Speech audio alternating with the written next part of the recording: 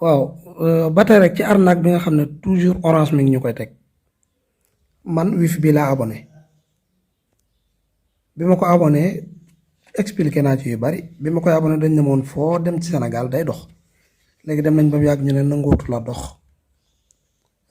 lu dul ci fi nga nekk région bi nga nekk wala loolu sax dañ ko wax mais yenn saa nga nekk ci benn dëkk nga tuxu dem ci beneen quartier du fa dox mais li ci xoromu mooy léegi dañ lay wax nga signaler sa dérangement soo amee problème da nga leen koy signaler ñu régler ko nga jàpp ne problème bi réglé wu na nga connecté ci nga dem diggante bu néew nga amaat problème bi muy toujours xam nga bii mooy réseau bi toujours bu dee tàkk mooy wane na kon connexion bi du dox man sama connexion dama ciy connecté par exemple dama ciy connecté 1 heure de temps mu dem bala moo ñëwaat ay waxtu yu bari te noonu laa dëkkee nag nga xam da ngay dem ba obligé benn nga bàyyi connecté wu ci orange bi dem ci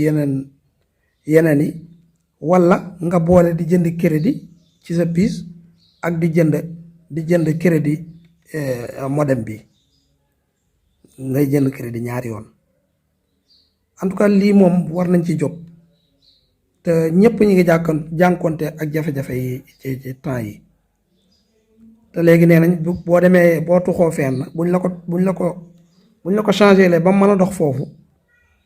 1 an lay am xam nga 1 mois lañ la waxoon moom lay am pour ñu mën la ko changé waatal léegi nee nañ 1 an lay am pour ñu mën la ko changé waatal man bi ma ñëwee fii woo naa leen bañ régler ko muy dox fii